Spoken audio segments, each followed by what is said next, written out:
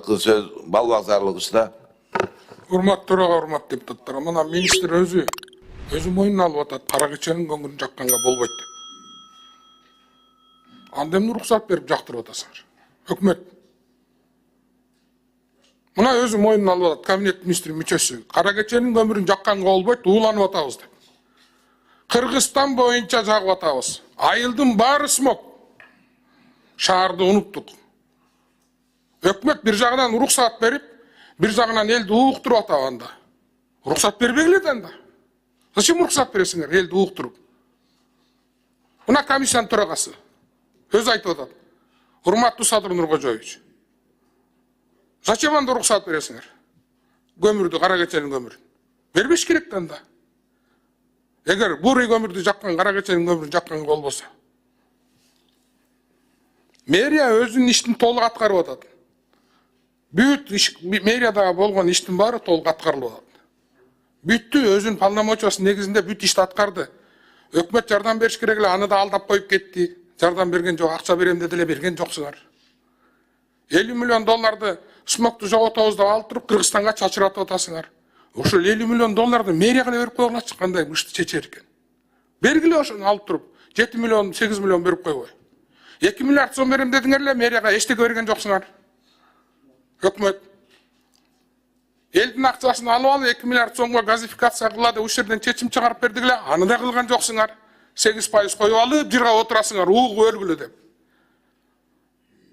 Чечиш керек да муну. 3 маселе менен смогту чечсе болот, мен силерге ачыгын айтып коеюн. Биринчиси көмүр. Кара кеченин көмүрүн киргизбейсиңер. 4 районго, муну былтыр да айткам, мурдагы жылда айткам. 4 районго 4 склад саласыңар.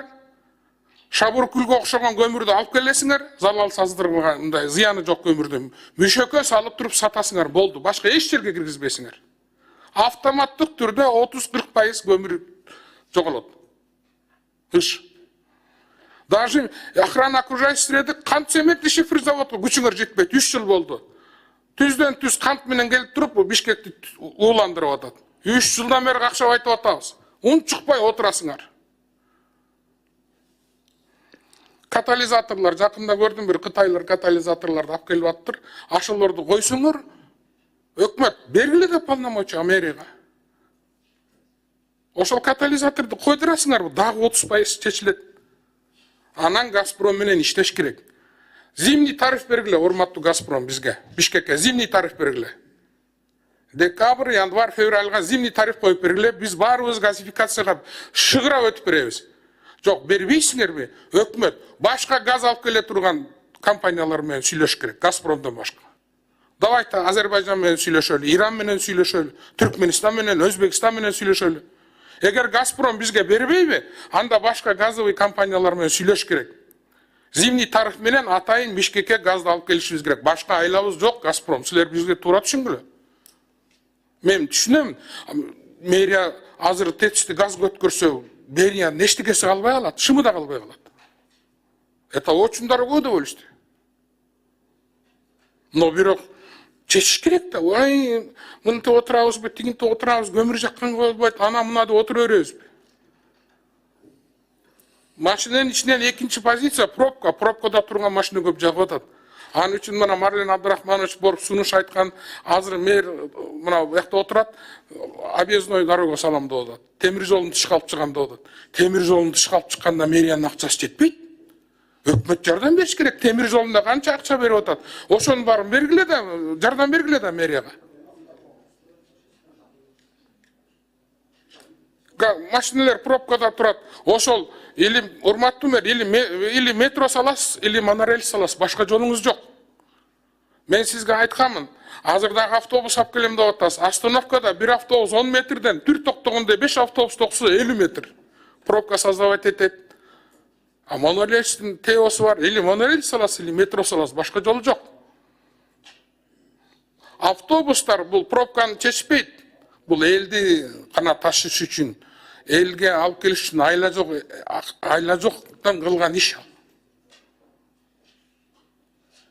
Анан эми өкмөт моментип көмүр жакпайт деп туруп анан уруксат берип атсаңар, 50 миллион долларды мэрияга бербей чөнтөккө өзүңөргө алып атсаңар, Андай болбойт да, эмне сатып алган аппаратураңар, машинелериңер эмне смогду азайтабы, азайтпайт. Ошон үчүн бүгүнкү чечимге даана жазышыбыз керек. Биринчи, көмүрдү токтотуш керек. Или кара кечеге баргыла дагы, кара кечени байыткыла. Кытайдан технология алып келип туруп. Ошол жерден көмүргө Бишкектин шаарынын ичинде урматтуу мэр мүшөк менен азыр тендер өткөргүлө эмдиги жылкыга. Мүшөгү жок көмүр киргизбеңиз, жалаң шабуркул алып келсин, кара кечени жакпаңыз, өлөбүз, барыбыз өлөбүз, ооруп атабыз. Ошо менен 20-30% сразу токтотобуз. Машина катализаторларын жана Кытайларды сүйлөшүп көрүш керек да, баарын катализаторго өткөрүп, катализатор жок машиналарды Бишкекке киргизбеш керек. Чечимди катуу эле өлкөдө саясий эрк барбы? Бар. Акча барбы? Бар. Айткандай пландаш керек да, иштеш керек.